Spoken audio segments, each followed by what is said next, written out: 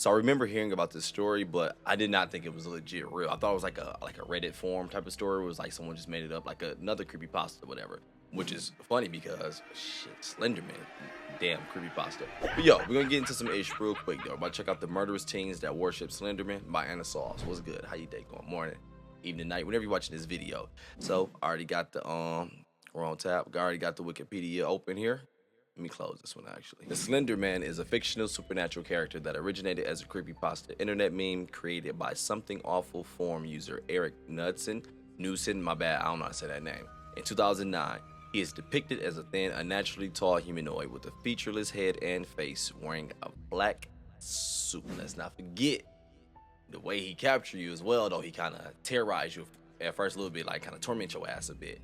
Then he get you. And I think it wasn't only like kids or something as well. I don't know. Yo, freaking creepy though. And look, at keeping it 100, I'm not gonna lie. The way I just read it, like from that description, that did not give it justice at all. When I say, yo, the way dog really look, being 100, even as an adult, yo, creepy as shit. Like if the right person get their hands on this character and make it into an actual movie or a series, whatever, legit some good shit, yo, the character alone it gives off that scare factor. But either way go, maybe not to you though, but the fact that these teens sound like they're about to get influenced by this shit to do, oh wow, it's about to get weird. Yo, I'm gonna check out the original video. Link will be in the description below, but let's go. Now, most of you are familiar with the fictional boogeyman, Slenderman, the tall, thin, and faceless creature that stalks and snatches people in the dark. But we all know that he's not real, right? But you will never believe the horrifying things two girls did when they thought that Slenderman was real. Let's dive in. Their friendship started in 4th grade. Peyton Leutner felt sorry for the quiet, lonely girl who was always sitting by herself in the cafeteria. Everyone deserves at least one friend, Peyton thought, as she approached Morgan Giza. That's just how Peyton was, always thinking about other people. She was sweet, kind, and caring, and already had lots of friends. But when she noticed that Morgan was having a difficult time making friends, she took it upon herself to be Morgan's friend. The two girls immediately hit it off, and they soon became the best of friends. They hung out together, had sleepovers, and did all the normal things that girls their age did. Morgan turned out to be quite a fun person to be around. She was always laughing and making jokes, and even gave Peyton a sweet nickname, Bella. For the next 2 years, the two girls were inseparable and did basically everything together. But when they were in 6th grade, a new girl, Anissa Wire, entered the picture. Anissa lived in the same apartment complex as Morgan, and the two became friends. And that's when things started taking a dark turn. Anissa and Morgan soon found out they had a lot more in common, and so they started pushing Peyton to the side. They also had discovered the video game Slenderman and had become obsessed with it. They would talk of nothing else but the fictional monster who they believed was actually real. Peyton was not so much into the game and found the character weird and scary, but since she didn't want to disappoint her friends, she just played along. The two girls' obsession for Slenderman went on for a while, and they started becoming paranoid, saying that Slenderman was coming for them. This made Peyton really uncomfortable, and at some point, she asked her mom if Slenderman was real, and she was super relieved when she was told he was not. In May 2014, Morgan's 12th birthday had rolled around, and the girls were super excited about the slumber party at Morgan's house. Oh shit, this is creepy. What kind of fucking ad? Yo, this is like the weirdest ad I've ever seen. This is legit for like when them South Park episodes when they be having like those commercials and shit that'll like lure people in and be all hypnotized and shit. Like, yo, this is weird as hell, dude. Listen. Look, it says let him in. What is that? Let him in. Well, y'all ever got this ad before? Well, I think.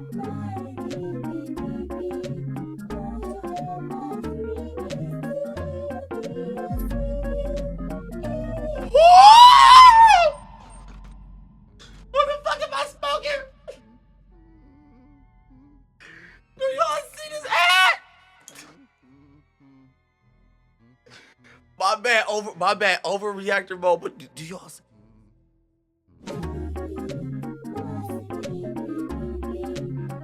They done put dog on a stoplight. Your dream for the night is to swim in the peanut pool.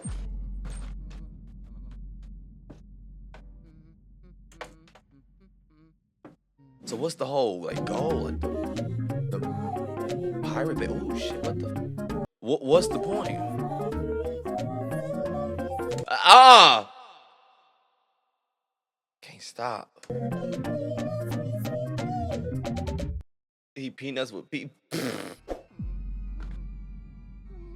is why I keep my gun up here when I record. 12th birthday had rolled around, and the girls were super excited about the slumber party at Morgan's house. They started off with skating at a local skating rink, and then had some pizza and frozen yogurt. Everything was going well, and nothing seemed out of place. Laid up in Morgan's bedroom, ran up and down the stairs, giggling and laughing, and I mean, it was just a normal night. But there was nothing normal about what Morgan and Anissa were planning. The next morning, the girls woke up very early and decided to go to the park. But when they got there, Anissa suggested that they take a walk to the woods and play hide and seek. I wanted to go on a walk, and I didn't think much of it. It's just a walk. It's in Waukesha. Like, what bad stuff happens in Waukesha? So she's still alive? Is that Peyton her? innocently followed her two friends to the woods, and when Anissa asked her to lie on the ground, she did, and that's when everything changed. Anissa told me to lie on the ground and like cover myself in like sticks and leaves and stuff, but it was really just a trick. As soon as she got down, Morgan pounced at Payson and started attacking her with a kitchen blade. At first, Peyton was in shock. She didn't know how to react. I mean, these were her friends. Why would they hurt her? The piercing pain from the blade and the betrayal were just too much. She screamed in agony, begging Morgan to stop, but Morgan just carried on. When she finally stopped, Peyton tried to get up, but Anissa pushed her down, telling her to lay still because the blood would come out slower. The two girls then left her there, saying they were going to get help, but they never did. Peyton I already was knew that. bleeding and badly wounded,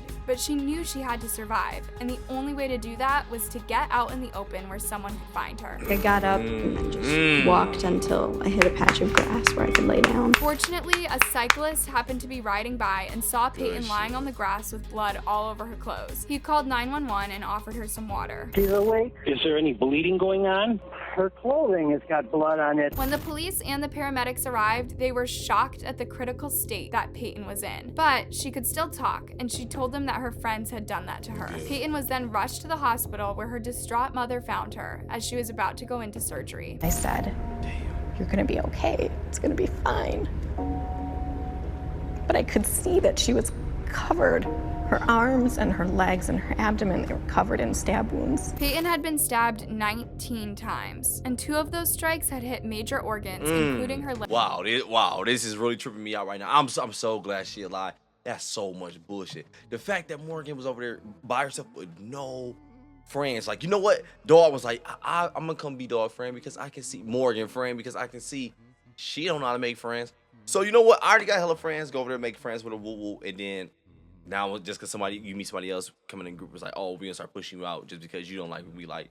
Shut the fuck up. At first, I ain't gonna lie, I thought it was gonna be Peyton and Morgan. They got real cool, and I was thinking like, oh, she should have left her alone the whole time because she gonna do some ish to kind of flip her brain and make her think like, yo, we gotta live like this and do this. That's why she always alone and shit, because she killing people. That's all I was thinking, whatever. But I mean, it ain't far from it. She's still a damn killer. But nope, it was like legit was just friending this person because like, hey, you know what? Just to be nice, I already got hella friends. This person like they can use one. Let me go ahead and help. It's like, damn, that is so scary to me how that can be how that is so many people downfall is because it's like, yo, I'm here to get some help. That's it. I get a new friend in the group.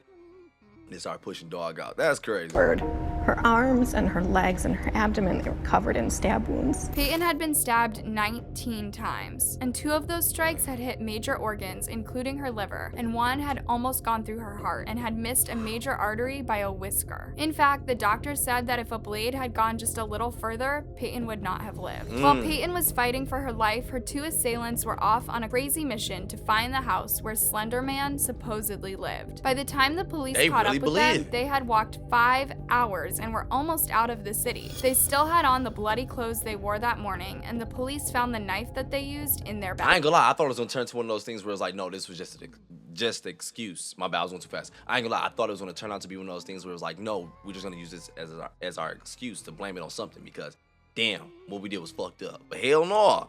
They still had on the bloody clothes they wore that morning, and the police found the knife that they used in their bag. But the weirdest thing was that they seemed unbothered by the fact that they had almost taken someone's life. In fact, when they were taken in for questioning, Morgan was even dancing in the interrogation room, acting like this was a normal day in the playground. They would later confess they had been planning the attack for months, and they did it for Slenderman. They told detectives that they had planned to harm Peyton in her sleep during the slumber party, but that they changed their minds. The second plan involved taking Peyton to the park and ambushing her in the bathroom because they wanted a place where her blood would drain. This also did not work out, and so they finally settled for the woods. At one point during the interrogation, Morgan asked about Peyton, referring to her as Bella, asking if she was dead, and her reaction when she heard that Peyton was in the hospital was just cold. Like, she didn't care whether Peyton lived or died. Is she dead? I don't know. She wants to take her to the hospital. What?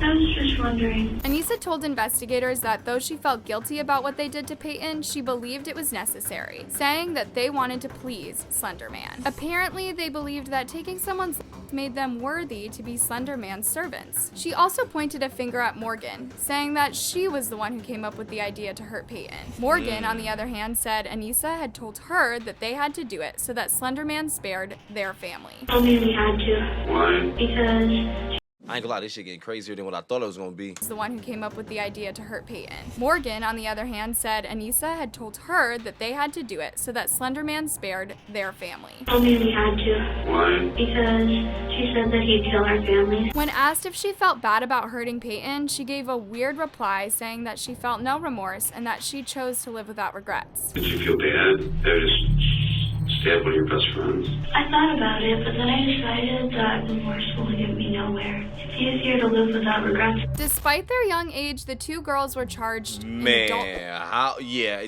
ain't no way at that age this girl should be talking and thinking like this, dog.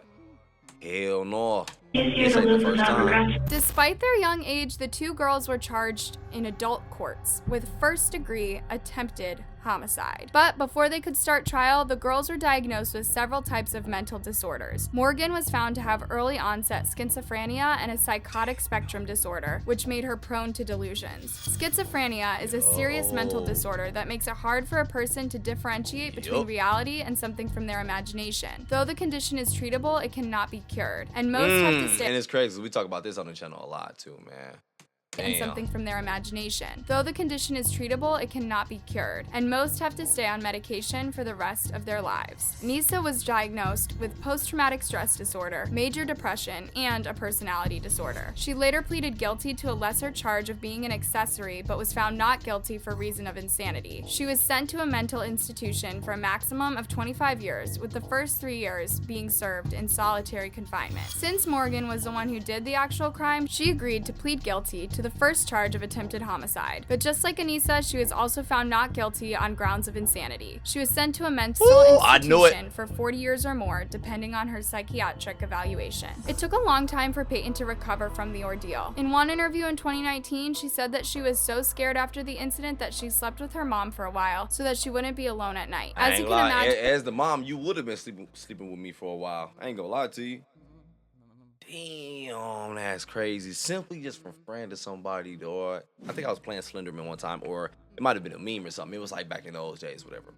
But I do a little bit. It's real faint, but I do kind of remember someone kind of mentioning like, "Yo, have you heard about these kids who basically same thing what we're watching right now?" So I do kind of remember hearing about it, but I never thought it was actually anything real. This is a fucked up story, dog. Long time for Peyton to recover from the ordeal. In one interview in 2019, she said that she was so scared after the incident that she slept with her mom for a while so that she wouldn't be alone at night. As you can imagine, she also developed some serious trust issues and found it hard to make friends. But despite all these, Peyton is doing her best to move on with her life and put that incident behind her. She is now in college pursuing a career in the medical field, which she said was inspired by the ordeal. While Morgan is still in a mental institution, Anissa got an early release in July 2021 after she proved that she had gone through all the necessary treatment and that she was no longer a threat to herself and those around her. However, she will remain under state supervision until the age of 37. This is so far the craziest case that I have ever done. I This agree. incident I didn't even expect all this. Man, oh my gosh, crazy part is I bet Peyton probably, can't even be mad at her. I bet she missed out on so many probably great friendships that could happen. Because man, going to college, at least from my experience, going to college, you meet so many people, and some of them become friends, some of them don't. Some of them just like you can just tell just temporary shit. Some of them just like whatever, I can tell this is just a good time. But maybe it was just my experience. But like in college, man, it's just like it feel like so many people just come in and out your life, and you just decide like, well, who I'm rocking with. And I can only think that, yo, through her journey, probably was like a big ass wall up on that part. Like, yeah, Ain't here for that. This is so far the craziest case that I have ever done. This incident actually inspired the documentary Beware the Slender Man, which was featured on HBO in 2017. The creator of the Slender Man character, Eric Newsden, even came forward to apologize to the families of those affected by the incident. Dope. While I can say that I'm happy that Peyton survived, it's scary to imagine that there are a lot of people out there with undiagnosed mental illnesses, and one small thing might one day trigger them. That's the end of our video today. What do you think about this case? Let me know your thoughts down in the... That's another part about the people weaving in and out your life. Like, you don't know who you letting in. Like, oh shit, life get weird, dog. Yo, and she even legit called her by the nickname that she gave her when she's in interrogation. Legit was just like, oh, I don't know, I was just wondering, just like implying like it doesn't, well, at least the tone felt like it was saying like it don't matter which one you give me. I was legit just wondering. I like, oh, which one is it? Oh, okay, that's cool, whatever. That's it. I'd rather smoke you. Yeah, but look though. Said I'd rather. No, I was playing. Stop playing. No, I'm about to go get up out of here though. I'm glad I ain't saying no R&B at the end of this video though. Go ahead and enjoy your day, morning, evening, night, whenever you're watching this video. Do me a favor, click that like button. I appreciate it. Click that sub, turn that bell on, all that good stuff. Enjoy your day. But I'm out.